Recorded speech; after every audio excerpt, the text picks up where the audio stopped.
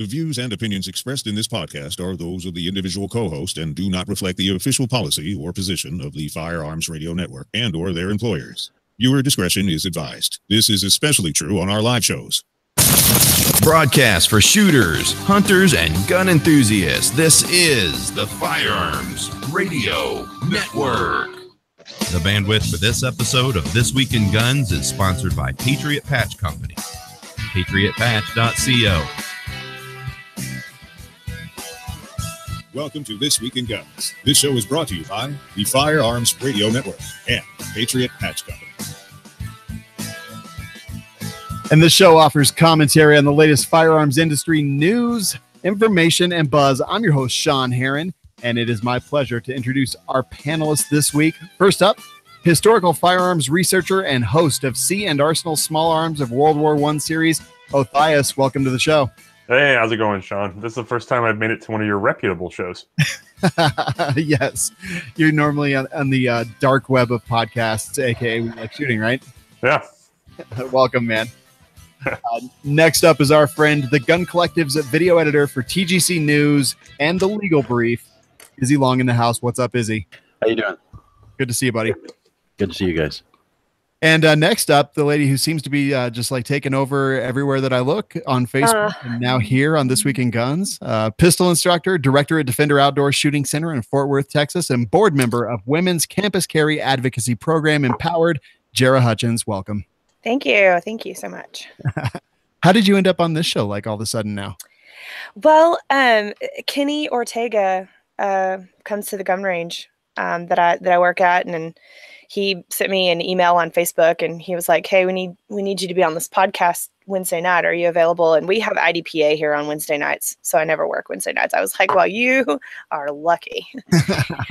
So here I am drinking Bird Dog small batch out of my bullet glass. Sounds great. Welcome to the show. Before we get started, I'm going to mention our advertisers. We've got Patriot Patch Company, Jake and Ryan Cross over there running things and doing a really good job. I just got my Patch of the Month club for this month in the mail, or maybe it was March. I'm not even sure anymore, but it was a rabbit in a tank shooting Easter eggs. So love it. And I think you will too. PatriotPatch.co is where you can go for that. And don't forget Manticore Arms, making all kinds of great comfort products for the guns that you already own, whether it's a transformer rail or some of their other products for AKs, Brens, Scorpion Evos, all kinds of other stuff. Go check them out. ManticoreArms.com. Coupon code is TWG10. And let's move right into the stories. Gunstreamer.com launches to deal with YouTube restrictions. So all kinds of stuff going on out there, all kinds of peer-to-peer networks like BitChute and DTube using IPFS and all kinds of other new and interesting peer-to-peer technologies, things like that. So I'm not surprised that I constantly see new things launching up. Now, Gunstreamer has launched. It's gunstreamer.com. And I've checked it out a little bit, and it actually seems to be A, really usable, B, open to everyone who wants to post content there, and C, actually seems to work okay. Have you guys seen it, heard about it, looked at it at all? Well, go ahead. I was just saying I have not, but my buddy bought guntube.com, so, you know, we could probably do something with that. That couldn't have been cheap. I don't know. I think, I mean, he kind of swept it up as soon as, you know, YouTube came out with, you know, talking all this, you know, popping off at the mouth cute about guns. And so, you know, who knows what's going to happen with it. But I have not seen this particular page you're talking about.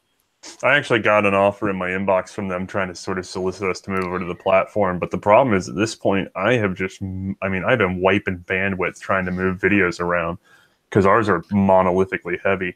And so when I first got a look at it, I think they only had some demo videos on, and they were sort of, I think, rehosting sample videos, which is probably sketchy copyright territory, but I think I know why they were doing it, because otherwise you'd have a blank website and nobody would know how it worked. Yeah. And then now I'm starting to see some people actually set up on the platform, so we'll see how it goes. The one concern I have for all these upstarts is that if you're not coming out of the gate with an app, and I don't know if they have an app or not, but if you're not coming out with an app, then I'm not sure what to do with the platform, because so much of my social media, which is where you're going to be able to tell people to move platforms, they're dependent on mobile. Like people check Facebook or, they check Twitter and all that stuff from their phones. So if I link you to the new platform and it does not have mobile support, which is a problem with Full 30 at the moment, then you're going to have immediate attrition. Now, you can tell me that we get however many impressions from this, but they're not sticking around unless you have the support backbone for it.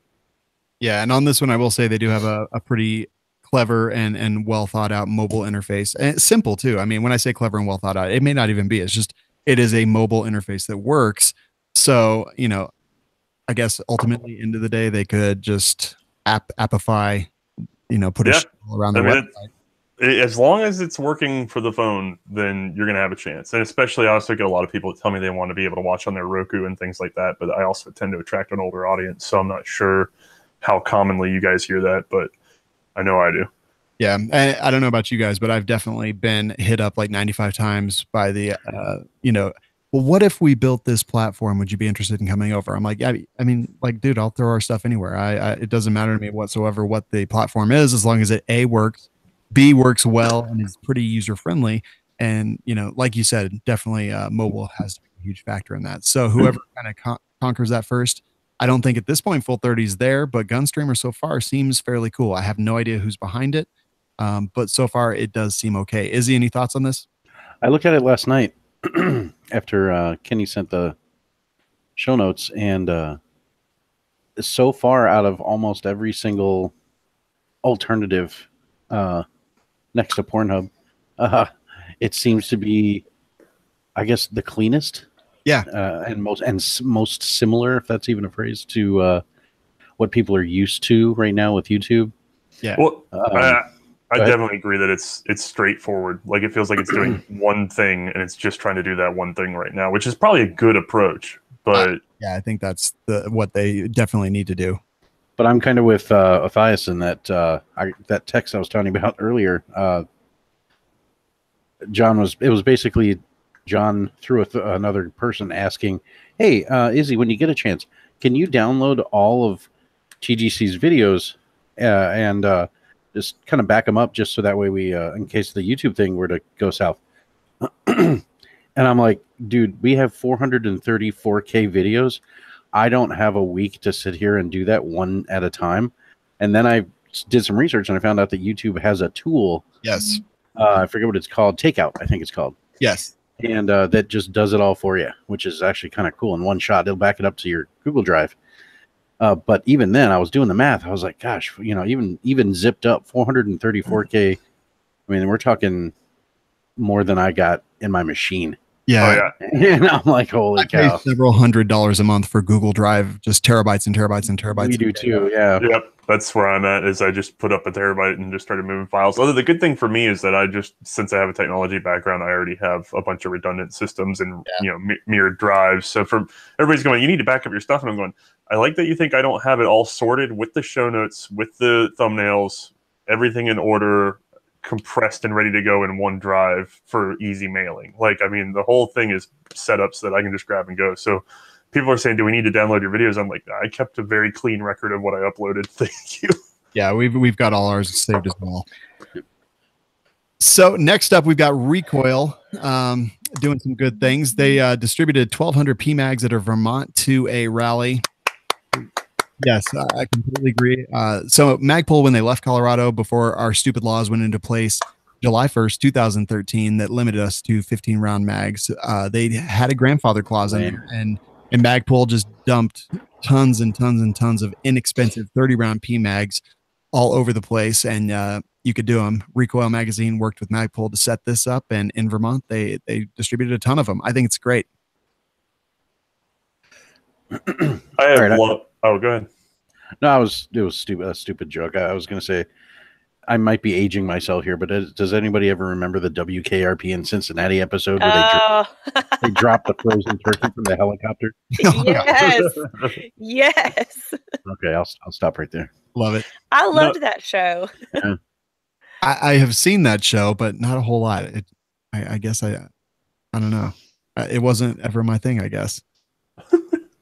Well, I know, going back to Recoil, just to give them some extra credit for it, I believe it's, and I don't know, I always butcher people's names, but they have their editor-in-chief, I believe, is Ian Harrison, and I've actually just been talking to him off and on, and every time I talk to him about anything that's going on, it feels like he's got his head on straight, and that he is looking at the situation from the ground up with an eye towards reforming whatever's going on. So when you see a stunt like this by them, I noticed that when I was reading about it on more left-minded or anti-gun-minded, opinion sites, let us say, there's a lot of comments on this is just, this is them just putting their thumb up. This is them just, giving us the bird or whatever. And this is all the spite. And I'm going, this isn't the actions of a spiteful person. This is the actions of a group of, and now I'm not saying that he was behind this. I just know that judging from other people I've talked through from that organization, I guarantee you the reason that they're doing this and the reason that they're in there is that if you have it, if you don't have the availability to get a pre-ban mag in there, if you don't have the availability to go ahead and get what should be your natural right, they're trying to get those things in your hands and also at the same time make a message that says, all right, this is what you're so scared of. Let's see what happens. And of course, nothing's going to come from it because it sounds like a big, scary number, but it's a drop in the bucket. It's a standard capacity magazine. It's exactly as the rifle was designed to be used, and it's going to cause 0 incidents despite handing them away like they're free candy. Yeah. I thought it was just such a cool move. I mean, I got a big kick out of it. I think that we have to do something, right? We have to start speaking up and we have to make our voices heard a little bit more than we do because the left is so good at sensationalizing things with their vagina hats, and so this was kind of our, answer to that. And I was super impressed with that move. Yeah, I definitely liked it a lot too. So I'm in, and congrats to Recoil and Magpul on kicking some butt there.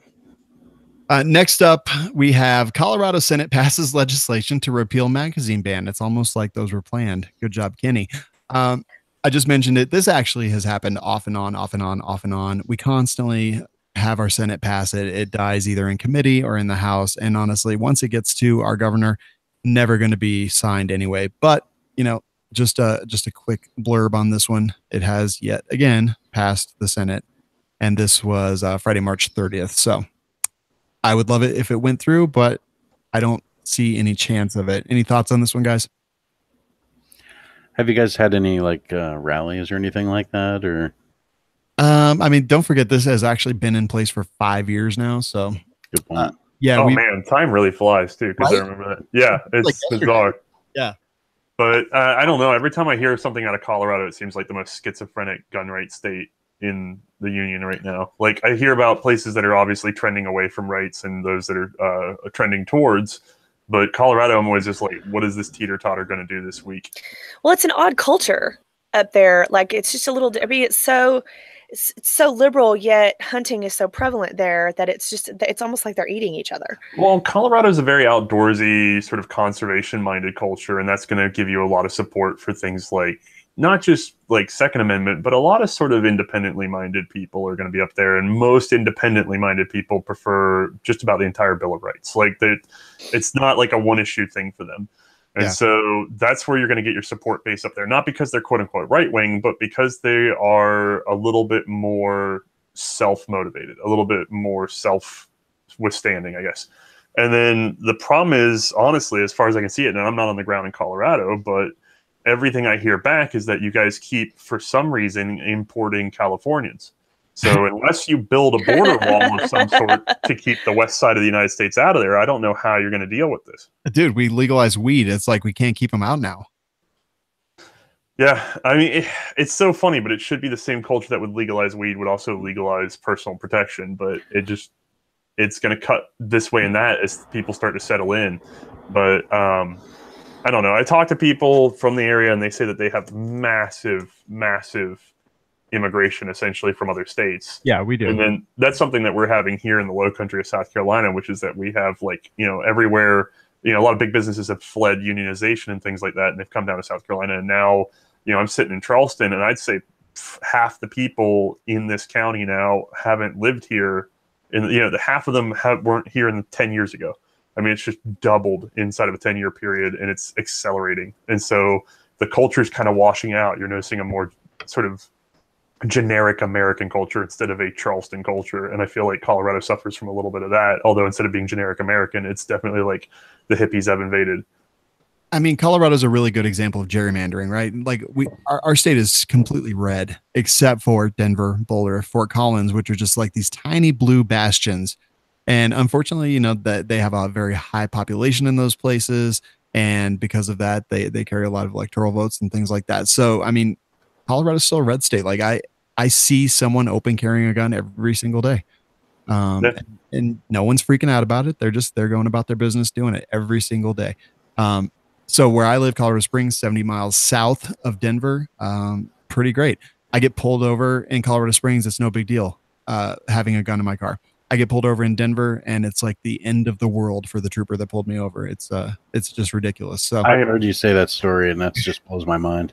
Yeah, I'm absolutely fascinated by that because like I am deep south, so I tend to be in deep south wherever I go with like reciprocity states. So I mean, I'll be out of state, pulled over, hand over the concealed carry just so that I don't surprise anybody. And they literally, every single time this has ever happened, they just go, "Where you got it?" I'm like, "On my hip." And they're like, "Okay." And they just never want to see it. They never want any hassle. They never bother with it. They ask if it's like, I've had them ask if it was something cool. Like I've had them get into conversations with me. And then that's how Texas is. I mean, with the job, I'll be transporting stuff and they'll be like, "Well, what's in the case?" And I'll tell them and they'll go, I mean, I literally, there's an officer that you would love this one, Sean. There's an officer that I was transporting the air service rifle. And I was just like, he's like, "So what's in the case?" I was like, "It's an air service rifle." And he goes, "What?" And I was like, it's an antique. It's pretty cool. It's from World War I. He goes, "Okay." I was like, "Do you want to see it?" And he goes, "No."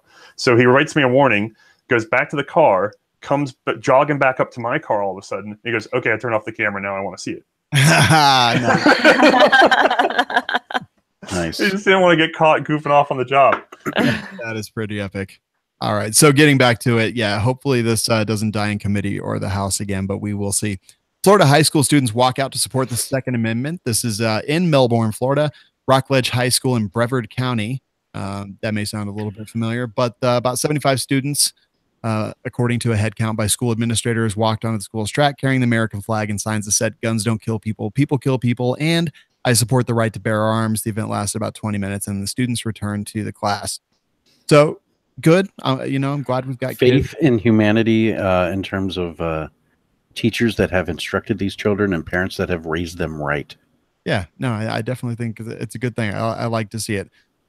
Again, I don't put a whole lot of merit into the opinions of teenagers without a whole lot of life experience and things like that. I don't want them setting our legislation or our legislative priorities over the next, Wait, are you saying you don't want them to hog up the system? That's kind of what I'm saying. But yeah, we've seen the other side, and it's good to see this side as well. In my experience, teenagers hate being treated like children. They want to be treated like little adults. But the problem is most of them have not experienced. And by the way, this can go into your 20s, but I'm going to tell you that the biggest attitude change I've seen between people having a not even right versus left, but just a sort of childish versus adult mentality is when you experience actual loss. And then that tends to be the breaking point for a lot of people where they just sort of understand the permanence of certain decisions. And then that's when they start taking things much more seriously. Now that can happen to you when you're like 13 and it can cause you a lot of problems, or it can happen to you when you're in 20, or sometimes people make it into their 40s with healthy parents and healthy relatives and they just don't really experience loss and they just sort of stay pretty juvenile about it. But I would say the grand marker for being adult is pretty much having to deal with very directly and very hands-on the death of another human being. And that tends to change your opinion. Yeah, very well put. Well, I think a huge issue with 2A advocates is that while we're over here advocating for our liberties, we're often doing it in the middle of someone else's pain. And that's tough, so we're basically, those kids who survived these school shootings are basically looking at us. I mean, I debated one last night, on the news, and they're, and his big walkaway was, "I don't want to walk over the dead bodies of my classmates." Well, we don't want you to either. That's the message that we really need to start getting across is we don't want you to walk over the bodies of your dead classmates either. We want to protect you, and we can't protect you if we don't have the tools to protect you. And so teenagers all too often will just take an idea that they heard from some adult that they trust, like their parents or their grandparents, and they just regurgitate it, into and make it their own thought. And they don't know how to free think yet because, like you said, they have no life experience. But so we need to start doing a better job of presenting ourselves as advocates for these kids versus we're over here and we want our gun rights and you're over here and you've just experienced an enormous traumatic event. And it's a very delicate balance because, like I said, we're advocating for a liberty, a right that has been ours since this country was founded that these kids don't even understand yet because they're not even teaching history correctly in these schools anymore. So how do they even begin to understand it? And then not only is that happening, but we look like big, huge a-holes because we're saying, hey, we're going to keep our guns in the middle of your pain. Tonight, the other thing is like, and this goes right to your point though, is that the sort of anti-gun argument is that we will fix this, we will make you safe, we will do these things, and then everybody will be safe. That's it. It's a very grandiose statement, but the problem is the people that buy into gun control buy into the fact that this will work. They refuse to look at anything that says it won't. I mean, to be fair, it's true on both sides, but their whole argument is we can make absolute safety a thing. We will prevent you from being hurt. The problem is for the pro-gun side is we have to say things like, if somebody comes to us and goes, okay, so if we give everybody a gun, nothing will happen. And you go, well, of course, nothing will happen. Instead, some bad things will happen and people will be able to address them individually as is their right. That doesn't sound as clean because the thing is like, we have to make the concession that something bad is invariably going to happen and we need to have the right to respond to that. And then the other side is saying, well, we can just make bad things not happen. And you have to argue, no, that's not true. We live in a world that has suffering, that has, evil, for lack of a better word. We have problems that cannot be universally eliminated. And then the other side goes, yeah, we can do that. And you go, are you insane? So part of it is that you're trying to tell everybody to grow up in addition to saying, I want my rights. And that's a very hard punch to give somebody, is to go, you're not special. You're going to die if somebody else is determined to make it happen, whether they have a gun or not. And then they just don't want to digest that. They don't want a factual or analytical explanation because it leaves them emotionally unsatisfied. They want villains to hate. They want heroes to cheer for, and bringing statistics and facts into it doesn't help, satisfy them. And that's the issue, is that to me, pro-gun people tend to be much more logical and much more able to compartmentalize their emotions when it comes to certain things, because sometimes things happen. People die. We're born and we die. It's inevitable. And in the top 10 things, according to the CDC, that will kill you, only one of them is a choice, and that's suicide. So you don't get to choose if you get cancer. You don't really get to choose if you get heart disease. I mean, you can choose to have an abortion, but whatever, so all the top 10 things besides suicide are things that you don't get to choose. And so my point is, why would you want to take away one of the things that allows you to choose how you live? Oh yeah, I agree. And to be fair, if you want to talk about statistics, if we're talking about harming children, the thing that's going to hurt them even more than, child sex offenders, which are registered and you have to go, where they are, you can look them up. The thing that will hurt the most is pools, but we don't have a pool registry. You don't have to sign up for a pool and go tell everybody in your neighborhood you're building a pool and let them petition to not let you build a pool. You just build a pool, but that is the number one killer of children. So if they're worried about they're more worried about how your pool looks, right, than the fact that if it affects real estate value, that's something we need to talk about. But if it's the number one killer of children and it just doesn't feel like it is, okay, fine. Well, texting and driving, man, but that's killing just astronomically higher proportions of people than firearm related deaths. Yeah, as a motorcycle rider, that is how I'm going out. I tell you what. Yeah, I mean, every day I'm like, oh, that guy's driving like an idiot. Oh, yep, texting. Can I quickly ask all three of you a question? When you were in high school, myself and Sean were 80s kids. I think we both graduated in 91? I graduated in 91. Yeah, something like that. He's like, I'm not saying. When I was in high school, I went to high school here in Minneapolis. Kind of a big city. Very, as everybody knows, extremely blue. Which is why I'm moving to Pennsylvania again. I grew up in York, Pennsylvania, and I'm moving back in October. Texas is super awesome. Just I know, trust me, and it's warm. That's the thing I like. Well, at least anyway. What I was getting at was, I guess if we were to look at security issues, or not issues, security systems, if you put it that way, security protocols.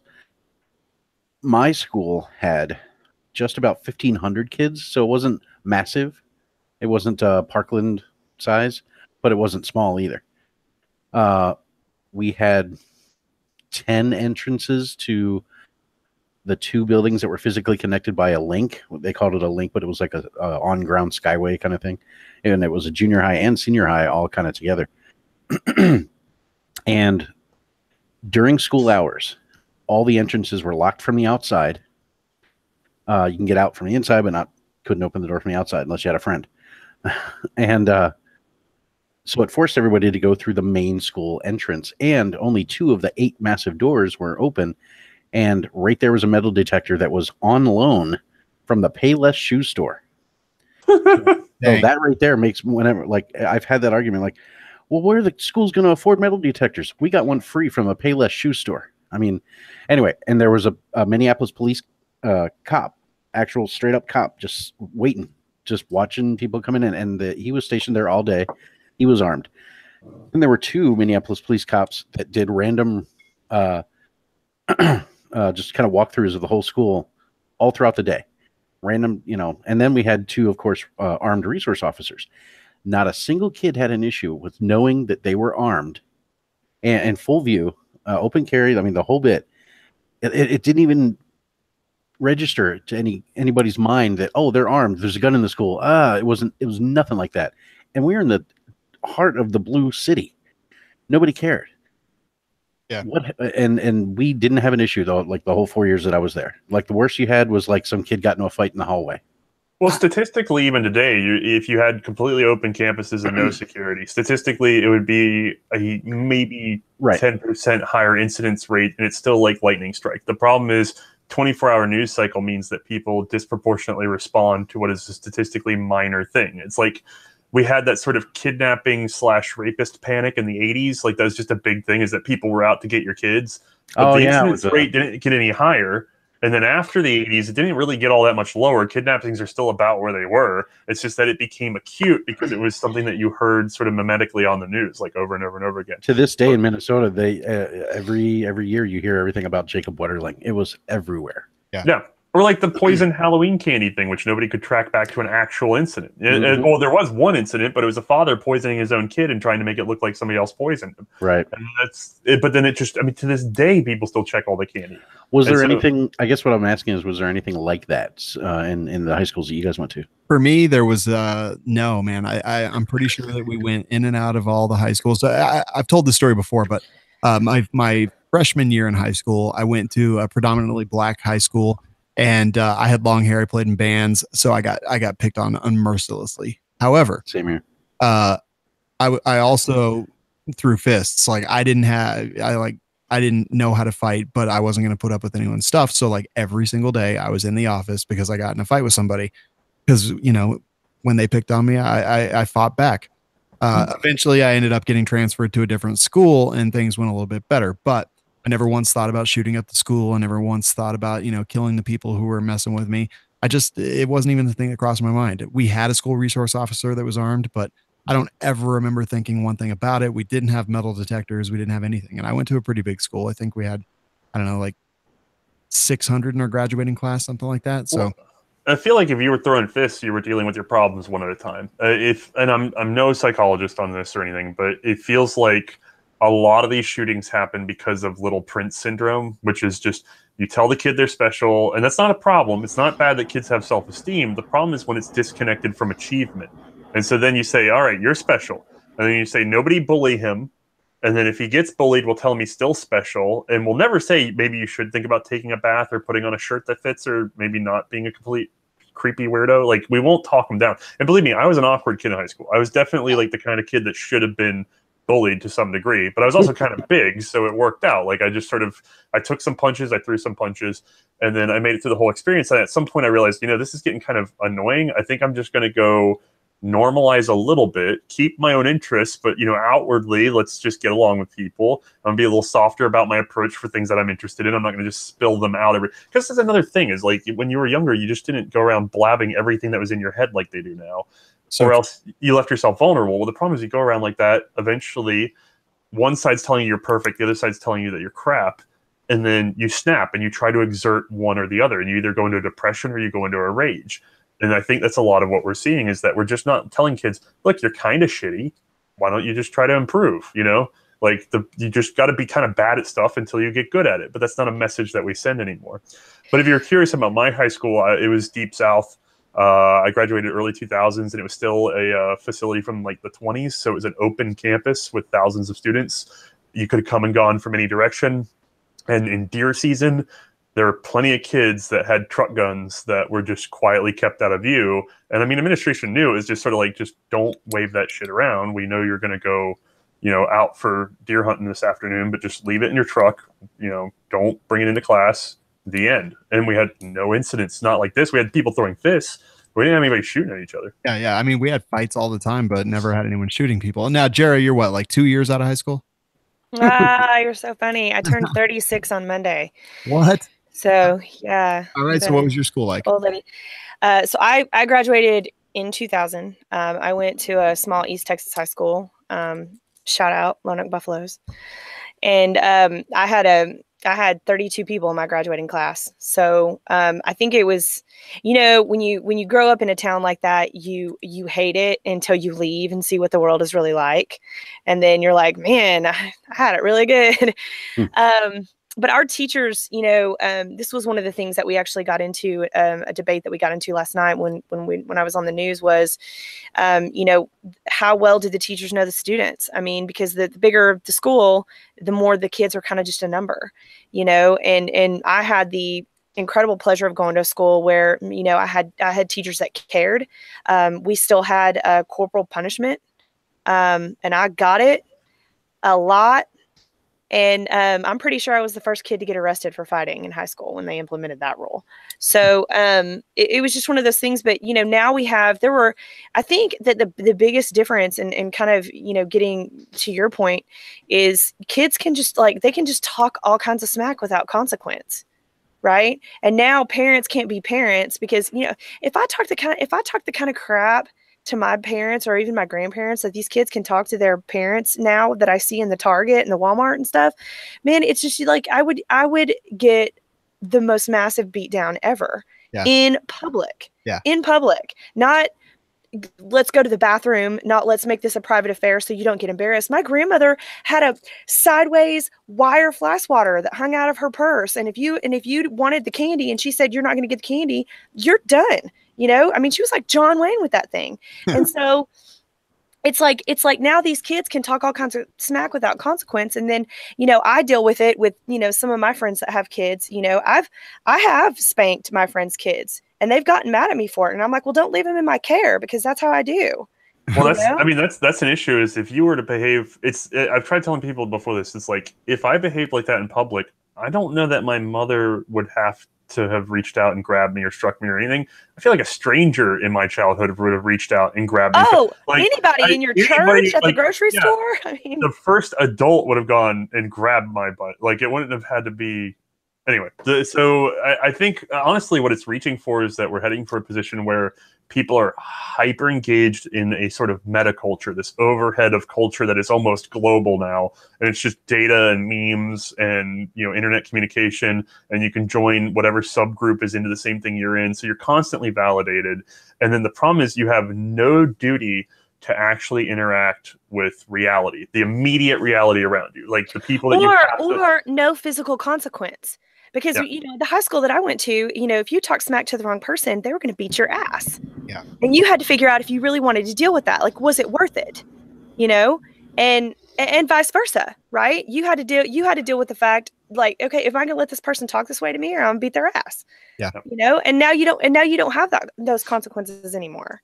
So kids are just soft. They're just little soft puddles of crying ridiculousness that I just can't stand. I could not. I thought it was just me. No, I could not agree more. All right, let's move on. Next couple of stories are a little bit related. So we have a foreign exchange student arrested for planning an attack on his high school. This is out of the Philadelphia CBS affiliate. I'm sure it's about to autoplay some stupid video here, but maybe not. All right. A foreign exchange student is accused of building an arsenal ahead of a planned attack at his Delaware County high school. 18-year-old student from Taiwan was living with a family there, had guns, gear, stuff like that. And it looks like they arrested him on terroristic threats and things like that, and is currently in jail. So it looks like they may have stopped something there, which I think is good news. You guys agree? Yes. Oh, yeah, absolutely. It'll never get enough attention. But a job well done is a job that nobody will ever talk about. We always want to hear about what didn't work. Yep. Am I the only one that thinks, in terms of the visa situation, or pretty much any temporary, I'm not going to say citizen because that implies something they are not. A guest. A guest, correct. Thank you. A guest of this nation, regardless, unless you have diplomatic immunity. Am I wrong in thinking that? I don't care for how long they're here, unless their goal is path to citizenship. Firearms should, and pretty much more or less the I guess larger tenets of see, now we're getting into a dicey thing, but at least a purchase of firearms should probably not even be on the table. Well, I mean, path to citizenship, it could be. I think that there's so many gray areas there, right? Like we know Jackson versus the state of New Mexico. This is an Australian person who came to the United States, married a United States citizen, and worked on their citizenship. But it took many, many, many years. This is a Supreme Court case, and someone that we all here know, We Like Shooting listener, John Jackson. Oh. Basically came to the United States, sued, went to the Supreme Court, and was able to buy guns as an Australian immigrant that was not yet a citizen. This is in the state of New Mexico. Sorry, maybe it was just New Mexico Supreme Court. I'm a little fuzzy on that detail. So I think that, I don't know. I think that the system kind of works as it is right now. Can I give you an easier question on this that, or at least to my mind, clarifies the answer to me very quickly? Yes. Is there any other portion of the Bill of Rights you would not apply to an immigrant on a visa? In my opinion, no. Yeah, so it's a human right. It sucks, but then again, I've also manned, gun stores for friends and stuff, and had people come in with immigrant visas for buying hunting rifles and things like that. And it was a pain to get it all filed out, but at the same time, it's like, welcome to the land of the free. Like, I hope you treat it responsibly, but you're a human being, and because you're a human being in America, you have rights. I guess it makes sense. My dad used to say freedom for all or not at all. Yeah, I agree. And Jerah, I mean, you probably have this happen there. We get a lot of foreign shooters, just because we're a tourist city too, and they, I think what's interesting about, we get people from Mexico, Brazil, France. There's a guy from Norway that comes here twice a year. Sup, Jonas? They all come from places that have really, really strict gun and weapons laws. And I ask them all the time, I'm like, what is that about? Like, why do you feel that way? And they're like, we, the general populace, do not feel that way. It's our government that feels that way.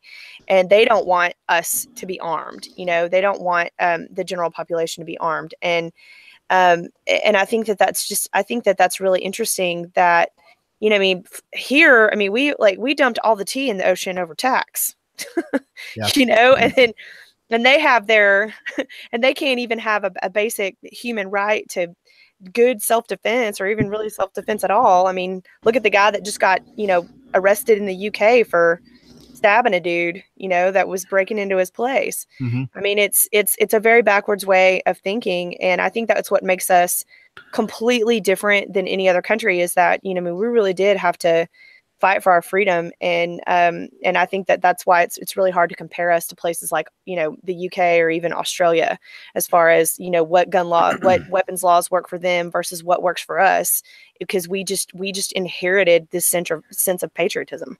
No, guys, sorry, go ahead. Oh, I was going to defend your initial impressions, by the way, though. Here's something, you bring up, like foreign countries and things like that, where they try to secure safety through the state. So that's what it is. When you make these gun law choices, you believe that the state will be able to keep you safe, and that it's not up to the individual to keep you safe. In the U.S., what we've done is we've promoted a very individualized culture. And so we, as modern gun owners, count on our culture to be sort of our safety net. We expect responsibility and things like that pushed through the culture. And it's 100+ years, 200+ years of culture that keeps us safe firearms handlers. We handle guns better now than we did in the 70s or the 60s or the 20s. You know what I mean? We constantly improve our culture. So in Izzy's defense, if you have something that's coming from an outside culture where they have previously been secured by the state, and now they're coming into an individually responsible culture, that could be a little scary, because you're going to go, well, I don't know what background you have on this, but let me tell you, there's a lot of baggage that comes with firearms ownership in the U.S. that is transmitted through culture, not through law. Yeah. Next story actually relates to this, but this one actually makes me extremely uncomfortable. The headline here is, let me get back to it real quick. I apologize. Chinese college student deported for visa violations after buying guns and acting erratically. So basically his roommates reported that he was acting erratically. And when they say acting erratically, he basically stayed in his room, didn't really talk to anyone, dyed his hair blonde, bought a Corvette with cash, a $70,000 Corvette with cash. They asked him if he ever had any intentions to harm himself or anyone else. His answer was no, never. Basically just kind of seemed like he was doing his own thing and didn't really want anyone to mess with him or talk to him or anything like that. They were able to get his visa status changed by the federal government, and then they deported him. What happened to the car? Because the kid wanted to pick up some chicks in a Corvette. Yeah, That's what it sounds like to me. I mean, it's tough to tell, right? From like, I would have been down. Right? I mean, it's just tough to tell from a news story, but I'm like, well, this is a very good example of where so we just made a case that we should apply the Bill of Rights to everybody. And then I just made a case that culture is a very big factor in our gun safety, which is exactly why this situation made people uneasy. Now, I was not there to see what they were reviewing that made them pull this kid's rights on this issue. But I think lots of people in certain cities, and especially in certain colleges, have experienced this, where China has a very nouveau riche culture that has emerged, like multi-billionaires out of basically nothing. And they've raised these children, especially because they have such an emphasis on sons and first sons and things like that. They've raised these children that, again, like we were talking about earlier, man, we're tying everything together. Little prince syndrome. The kids think that they're impervious. And you also kind of see this, there's a little bit of this in Middle Eastern culture with princes and things like that, but it's like literal princes there. But it's very much the same element across two cultures. You have spoiled, very wealthy, usually male children who come over and treat this country like a playground. I mean, it's like a personal version of GTA. Not that they're actually murdering anybody, but they can just blow money. They can get away with a lot without having to face a lot of consequences because we're such an individualist nation. And so I'm sure this is what made people nervous, is the fact that he did not seem to have the cultural background to carry these responsibilities. Now, whether or not that's true, I can't say. I would have to really look at the case and understand what the law is around that. But I definitely see why you would be uncomfortable with it. Yeah, I mean, I guess, but I hear exactly what you're saying, and I don't disagree with you at all. However, I'm just like, at some point, we go a little bit too far, and how do we stop people, and how do we stop people like the Florida person, the person that shot up the school, and we did all the right things there, and the entire system failed, and then we have someone who's acting in a way that people don't love, but. I mean, it specifies in the article, which is all the information that we really have at this point. But the recent purchase of a $70,000 Corvette with cash, hair color change, and that he just basically wasn't talking to his roommates. This is the crime that he's committed, according. Yeah, I'd agree on those merits alone. It's not a crime, and especially if you're seeing nothing violent, I don't see why you would necessarily strip them of any rights. He could be obnoxious, but that doesn't mean you get to take anything away from them. Yeah, and he was in Central Florida, so I mean, you can walk outside and see any number of dudes over 40 buy a freaking Corvette every day. Right. All right. Let's move into some not so positive news here. Woman shoots 3 people and self at YouTube headquarters.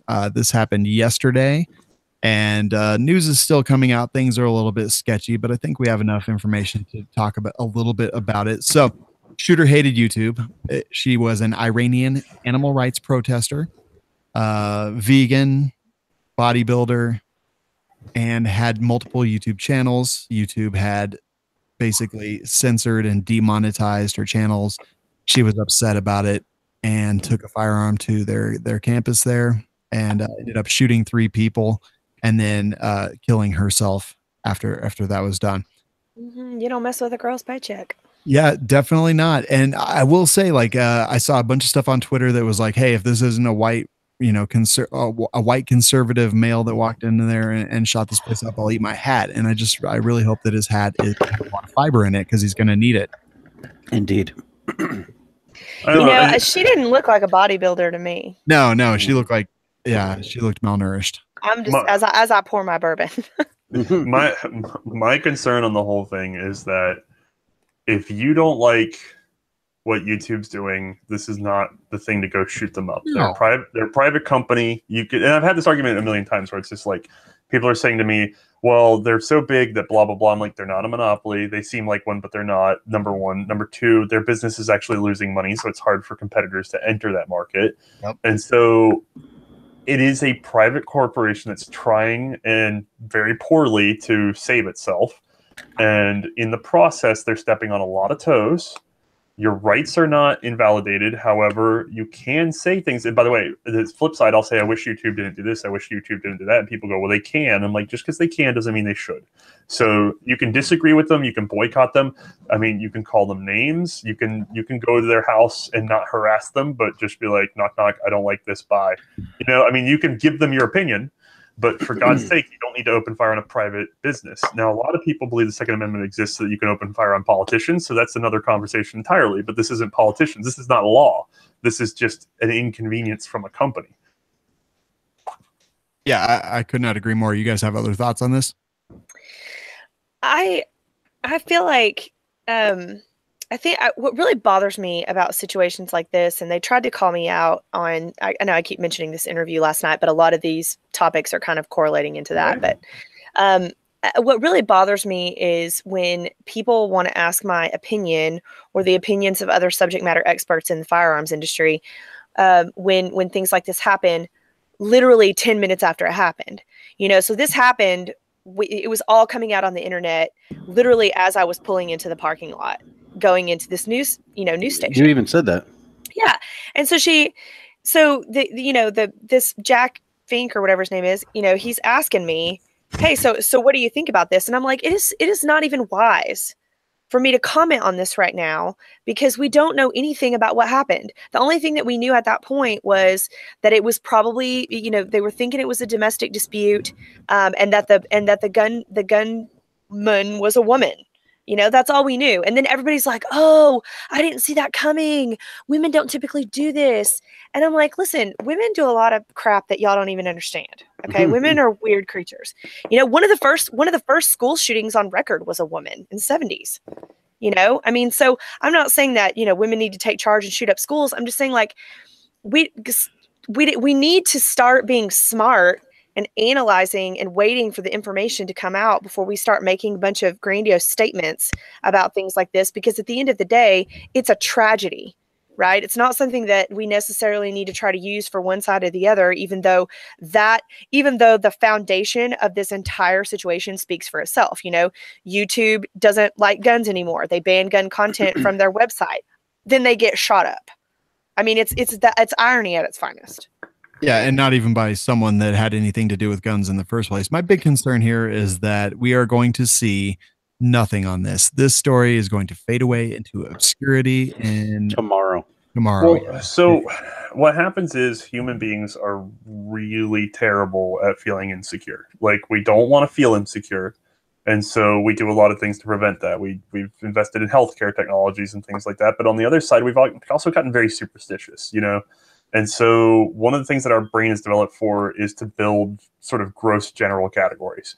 And when something like this happens, it's actually scary because you have to imagine on some level that it could happen to you, that an unexpected person in an unexpected place could try to kill you. And that is terrifying because it means that you have to be prepared for the unexpected. Now, a lot of us... Sorry, autoplay video. Awesome.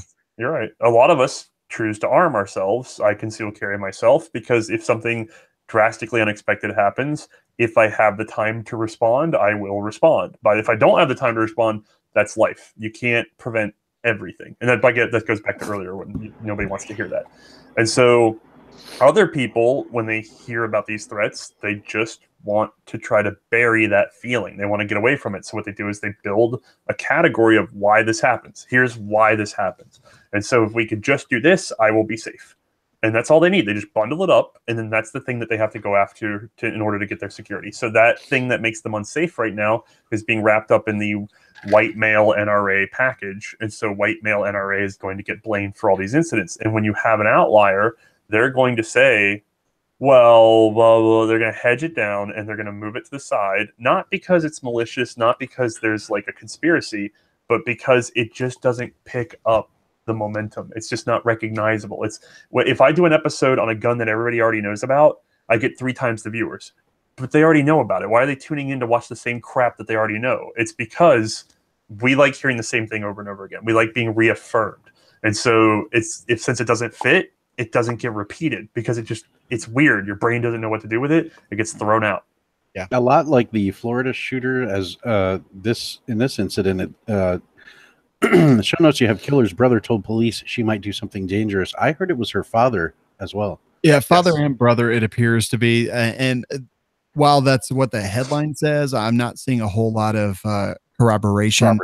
Yeah, in the article. So it is reported by CNN. The police had contact with her the night before at 1:40 a.m. in a parking lot. She had traveled from San Diego up to Mountain View area where this was, and they had talked to the father and the brother. We have a report of autoplay video, man. They talked to the father and the brother. They both mentioned that she was upset at YouTube, but nothing seemed to miss, and they just let her go after that contact. Well, and law enforcement and 3-letter agencies can't respond to every person that we think is crazy. No, I mean that's I mean with some of these past mass shootings where they were the one kid was like they called 40 times over in 2 years. Like there's something going on there. Well, that you need to investigate. But I mean, not only that, but I kind of resent the idea that the police or the agency or whatever are supposed to take care of the entire problem, like as if they were sort of a door-to-door delivery service. Why didn't her daddy chain her to a bed or something? No, I'm not saying even that, but like, let's say you notify the police that you think somebody's going to do harm to the YouTube headquarters, right? I guarantee you there's not a mechanism in the police in that department that is going to go, I'm going to call an email over to YouTube headquarters and say, hey, we've had a security threat. You might want to keep your eyes up today.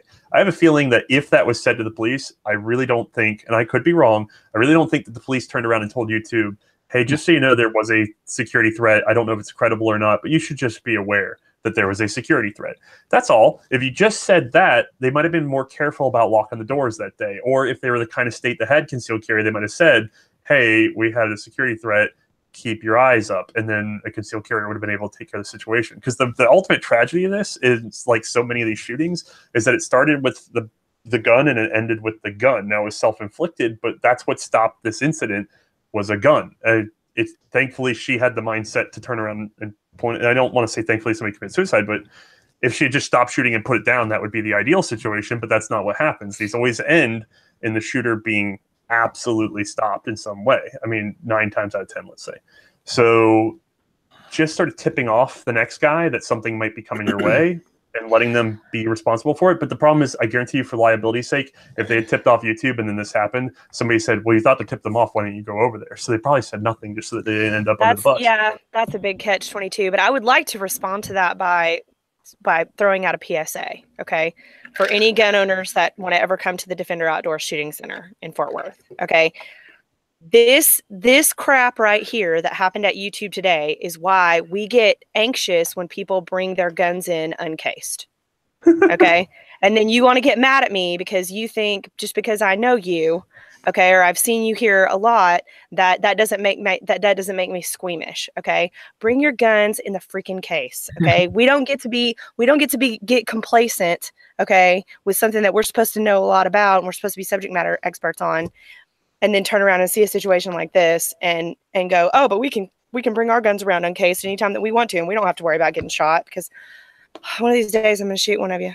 Just make sure you bring it in at low ready with one in the chamber. Perfect. With a shot timer on your belt, I think everything's going to go fine for you there. In the I'm offended segment, there's 2 stories. One's pretty cool and one's a little bit silly. I'm going to go with the silly one. But study finds that 21% of Americans support repealing the Second Amendment. This is reported by the Washington Post. I'm sure I'm going to have some autoplay video here. The Compost? Yeah. Yes. But 21% of people basically in whatever flawed poll this was said that. But I did actually look, and like 7% of Americans believe that the moon landing was false. 7% of Americans are convinced that Elvis Presley is alive.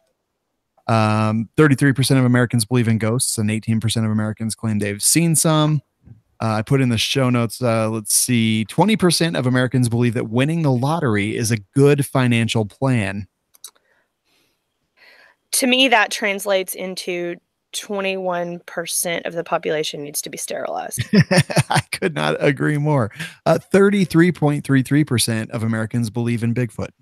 I would really like to see how that question was worded on the survey and who was asked, because I feel like if you said something about, do you think that the Second Amendment is sort of sanctified and perfect or something? Is it perfect? Is it holy? Like, what if you word it in such a way that it's like, do you believe absolutely in the Second Amendment? You might be able to creep up to 21%.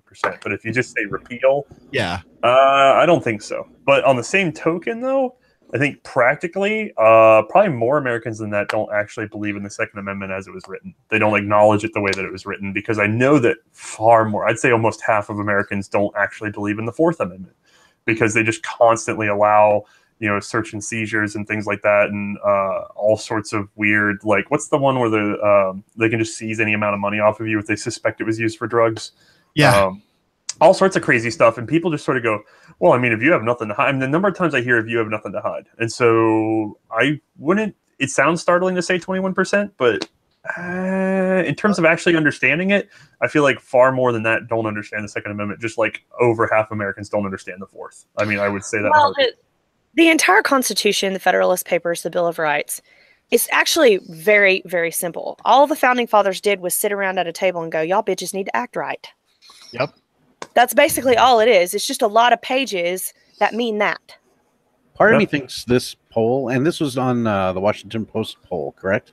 No, Brady campaign poll, I believe. Well, okay. Yeah, there it is. So this is what I'm talking about. Like, when everybody says, like, when somebody that's a quote unquote credible news source in the mainstream media says, we have a poll that says this, and it's like, well, that's like, You can glue thumbtacks to a Nerf gun and go on a rampage with that, and they'll count it as a mass shooting. Yeah. Well, that's my point. Is like, so for example, say it is. I'm sorry, who was it again? It was the Brady campaign that did it. I'm sorry. So basically, the Brady campaign. I misspoke. I'm sorry, Izzy. It was The Economist and YouGov. So continue from there. Oh, okay. That'll undermine you entirely. Actually, not really. Let's say, just for example, it was the Washington Post. We all kind of know what their agenda is. Well, not their agenda, but who their base is, who their readership is made up of mostly. You can arguably say mostly leftist folks. Hillary, I'm with her, or Bernie Bros, or that kind of thing. Not very many freedom-loving people, so to speak. Mm-hmm. So my point is it'd be like a hardcore, not hardcore, but a very, very obviously leftist publication doing a poll and then releasing it because they have a voice in the nation. Everybody thinks that, oh wow, this poll must mean everybody in the nation, when in fact it's just not only just their readership, but it's a small percentage of their readership.